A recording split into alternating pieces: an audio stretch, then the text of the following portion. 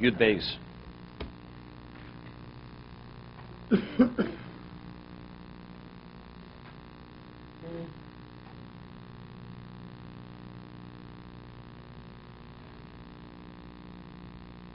Yesterday we speak about using a person as a mechitza, right? The Gemara speaks about using an animal. So you have to tie it, you have to bind because the animal will walk away, and you have to suspend it because it has to be 10 tefachim, and if the animal should crouch, so it's no longer the height, unless he said, which the Gemara says, unless it's a very large animal, like an elephant, even if it should crouch when it's sitting on the ground, you still have 10. You don't have to worry. Yochel lasus mechaver dofen lasuk lechachshiro.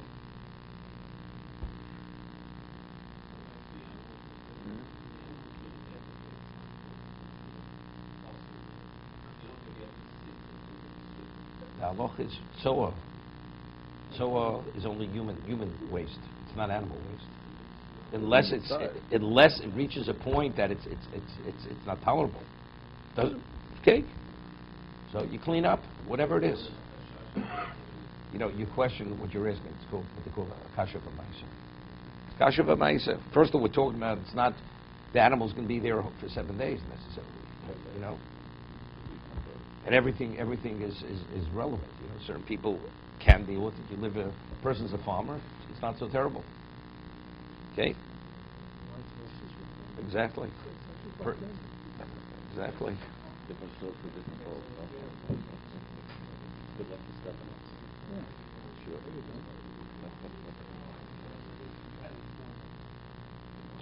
Okay.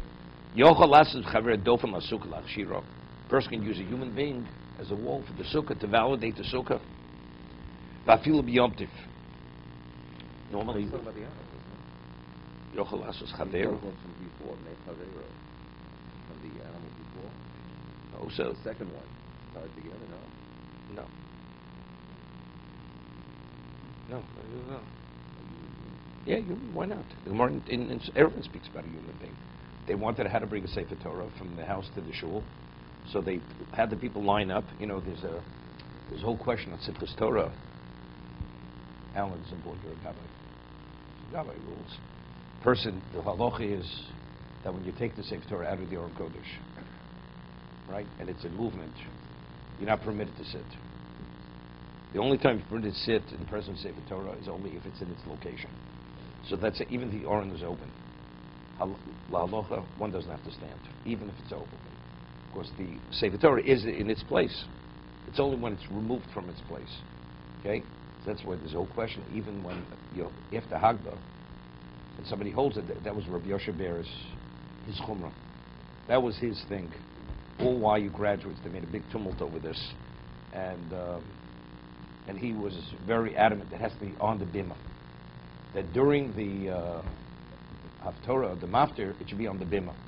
Or you have the box in the back. They would have a box and put it in a box. And if somebody would hold it, everybody has to stand. That was his. Nobody agreed with him. The Moshe held not this way, disagreed. But the halacha is that if it's a movement, you have to stand. That's the halacha. Okay?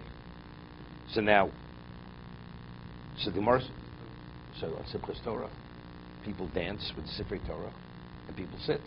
I mean, how long could you stand? But factually, it's a problem, right? It's a problem. Factually, the Sefer Torah is, so you'd say, the person's not, what happens to the person, God forbid, he has some kind of handicap, he can't stand. So you sit. So maybe that's the situation. Maybe you should walk out of the room. Maybe walking out is not respectful. So therefore, the compromise is, we say we allow you to sit if it's too difficult to stand. But there's a heter that's brought that because usually when they dance with the Sefer Torah, people dance around. So there's a mechitza. There's a human mechitza around it, so it's a different rishus. The Sefer Torah is in one rishus, you're in another rishus. Because you're in a different domain, therefore that permits you to sit. They rely on that leniency.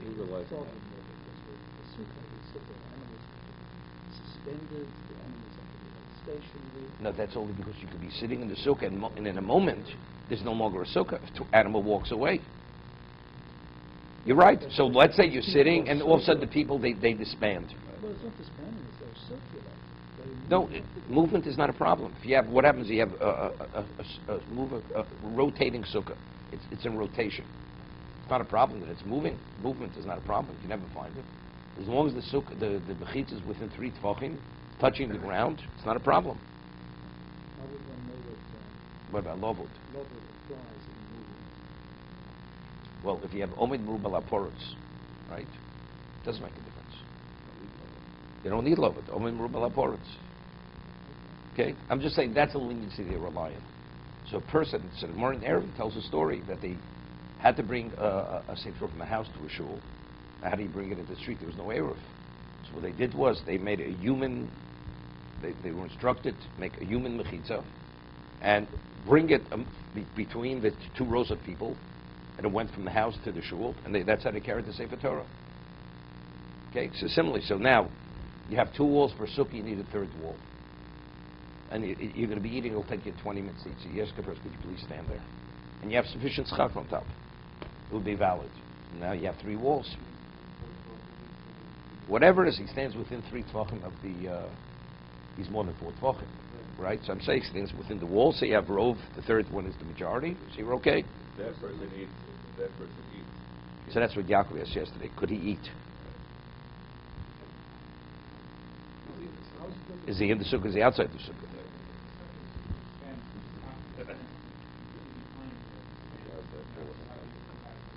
Not a problem. No, I'm not sure. I'm not sure. If he's the wall, I'm not sure. You know, is he in the sukkah? Is he out in the sukkah? I'm not sure. No, so that's what we're talking about now. They're saying he's going to. We're going to discuss this now. V'davke b'chavero.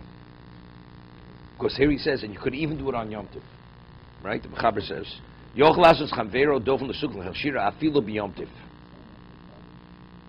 No, so that's the question. Why do we only mention on Yom Tov for a person, one not an animal? He's differentiating between an animal and a person.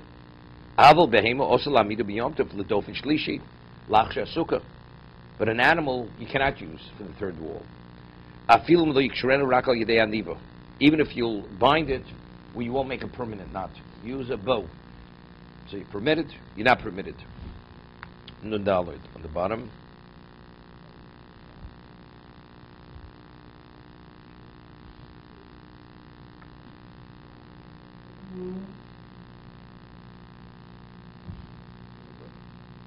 Yep, look at prima godem.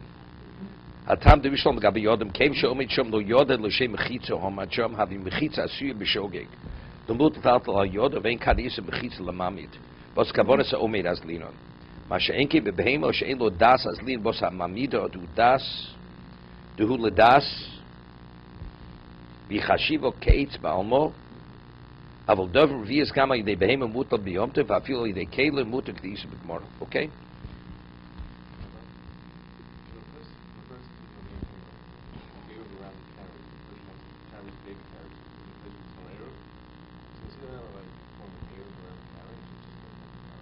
There's only human.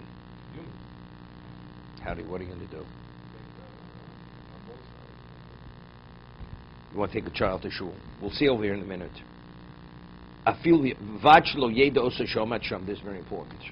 However, but the person who is using as the mechitza, he should not know that he's being used as the mechitza.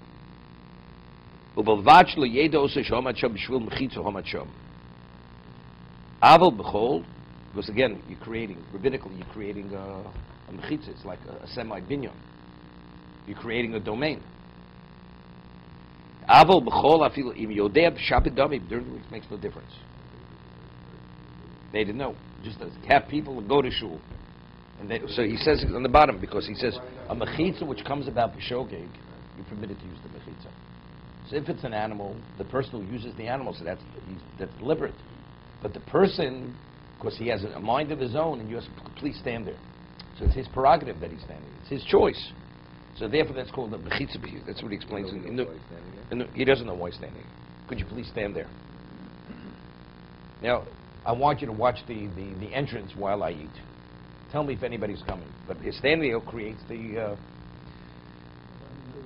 limit fence of human is designed to make sure that people No, no, no. I hear the problem. I hear the problem. This is so far away.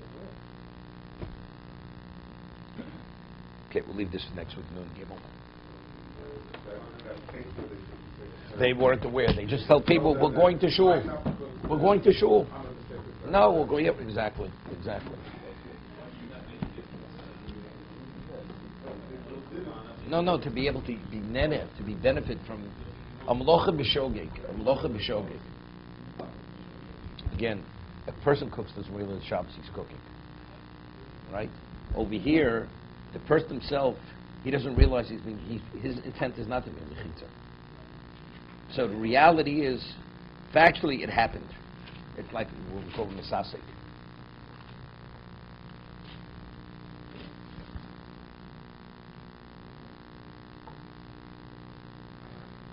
I'll give you an example.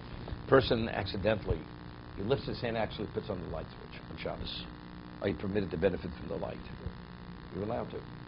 What about a person, he thought it was Sunday and he put the light on? You're not permitted to benefit. Because one, he deliberately put it on. There, what was lacking, his awareness that it was Shabbos. He thought it was Sunday. Or a person puts on the light, he didn't realize you're not permitted to put a light on Shabbos. He thought it's only physical fire. But putting on the light is permitted. And afterwards he realized you're not permitted to benefit from the light. Because there he intended to put on the light.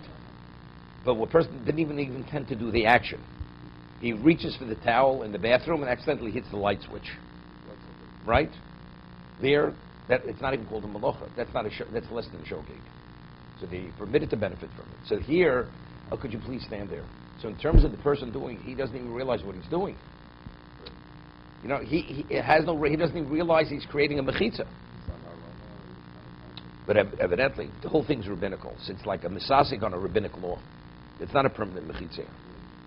That's what I'm saying. No, where you mean he thought it was Sunday? Yeah. No, he just turns it on reflexively. Then you permit it. It's not a problem. No, he just goes in like he does every day and just puts on the light. No. He doesn't think what he puts it on. Exactly. No, that's deliberate. That's the Sunday. That's the Sunday case. But even though it's just like he just No. That's not reflexive. That's not reflexive. No. If it's a question, you can't read. Let's say the only way you could actually, that room is functional. When it's dark, you can't use that room. You wouldn't be able to use it in either case. You can't. I mean, you go in there, you can't read in the room. Let's say you could use it as a sitting room without the light, so you still can sit there. That's not cool. But let's say now you want to read in the room. You're not permitted to read in that room. Because without that light, you can't read. And without the lights, what would have you done? So you wouldn't have eaten there. So you had to eat somewhere else. Yeah, right, exactly. So now we actually have out on how someone could carry a law to carry a shofar. I mean, I never heard that you could create a Roman pizza, but now you could carry that on Shabbos. Right, but because you can't carry it. I mean, we don't use No, because we're concerned you may. No, because we're concerned you may carry without it. Right. So now we have a. No, it's always that. What about you have an Erev in the community? Do you take a lulav? You can always make an Erev. We don't know because we're concerned a person will carry where there is no Erev. Right, but even when someone doesn't have an Erev, you could create one on Shabbos. I understand that, but what's the concern? A person may be so caught up in doing the mitzvah who walk out of his house when he's not permitted to walk out of his house. Okay. Right? So that's the concern. Of course, he could always innovate something. You can even make an error before Shabbos. But we're concerned for the person where he doesn't have all these other amenities that would permit him. There are places you can't make an error. But that's not the reason. The reason is